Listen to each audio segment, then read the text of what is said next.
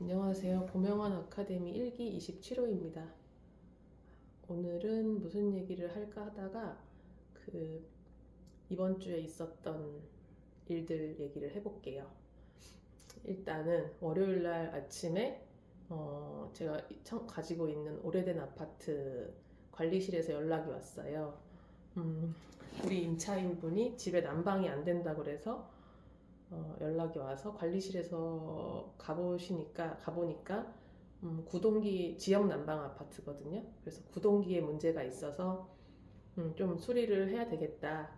그리고 이제 온도를 지금 집이 너무 차서 냉골이라서 온도를 조금씩 올려 보겠다 이렇게 말씀하시더라고요. 그래서 이제 월요일부터 지역 난방에 대해서 엄청 공부를 하기 시작했어요.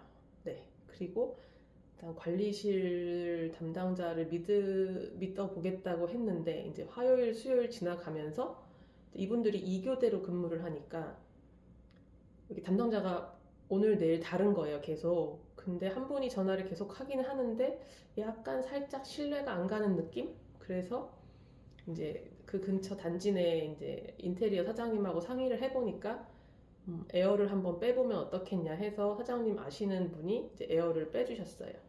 그랬더니 이제 수요일부터 온도가 1도씩 1도씩 올라가고 있고 지금 오늘이 금요일이니까 이제 15도에서 우리 집이 20도가 되긴 했대요. 근데 온도가 빨리 오르는 상황은 아닌 거고 하루에 1도씩 오르고 있어요.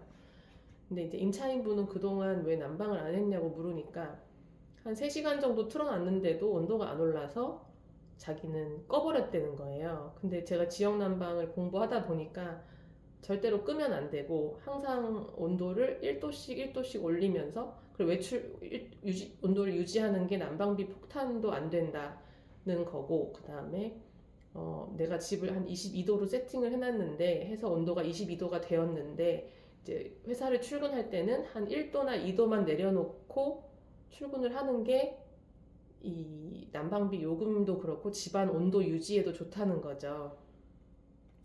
근데 이제 임차인분도 조금 이렇게 지역 난방에 대해서 잘 모르셨고 그래가지고 이제 추운 겨울을 보내시다가 참다가 이제 이렇게 되신 거고 근데 이제 나중에 또 임차인분하고 연락을 해보니까 관리실에다가 연락을 여러 번 했대요. 근데도 이제 워낙 단지 내 세대수가 많고 하니까 이 관리실에서 이제 우리 집에 방문을 되게 늦게 한 거죠.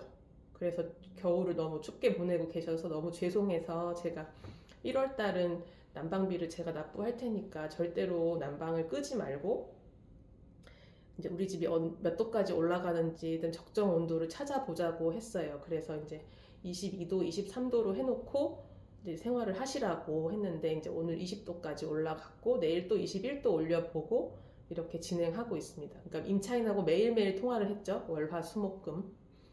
네, 그랬고 그래서 이제 그러면서 공부를 하면서 이제 또 지역 난방에 대해서 되게 수리도 해주시면서 전문가 분인 것 같은 분을 찾았어요. 그래서 그 사장님한테 최종적으로 우리 집을 다시 점검 받으려고 이제 예약을 해놓은 상태고 2월까지 너무 일이 많으셔가지고 저녁 때나 돼야지 다들 출동을 해주실 수 있다 그래서 일요일 저녁으로 이제 예약을 잡아놓은 상태예요. 그런 일이 있었고 그래서 지역 난방을 열심히 공부하고 있었는데 또 수요일인가 또 다른 아파트가 있어요. 또 그 아파트도 1994년 입주인가?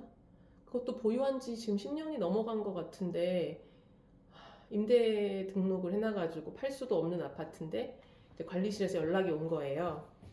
그 관리소 반장님이 지하를 순찰하고 있는데 이제 지하 천장에서 물이 떨어지더라. 그래서 그걸 따라서 올라가 보니까 우리 집이 1층인데 우리 집이더라. 그래서 우리 집 내부를 보니까 그 냉온수관이 둘 다 새고 있어서 그게 지하실로 떨어지는 거더라. 그렇게 말씀을 하시더라고요. 그래서 그럼 고쳐야죠. 근데 이제 또 하시는 말씀이 그것뿐만 아니라 또 지하에서 우리 집 배관들을 보니까 세탁기 물 내려가는 배관이 이제 거의 사가가지고 건드리면 무너질 것 같다고 이제 그것까지 이번에 하실 때 같이 고치시면 안 되겠냐 하셔서 그렇게 하겠다고 했고, 관리실 반장님 말씀은 사소한 건들은 자기들이 장비를 좀 구매해서 장비값만 받고 수리를 보통 하는데, 이거는 이제 냉온수관은 이제 벽에 박혀 있으니까 이제 시멘트 부시고 벽을 부셔가지고 배관을 다 새로 갈아야 되니까 설비 업체를 부르셔야 된다고 하셔서 추천해달라고 해서 그 단지 내 상가 지하에 있는 사장님하고 통화해서 이렇게 진행을 했어요. 그래서 오늘 오전에 연락이 오셨는데 잘 수리가 됐고 이제 테스트를 계속 하고 있는데 이제 완벽하게 잘 된 것 같다라고 하셔서 입금을 해드렸어요.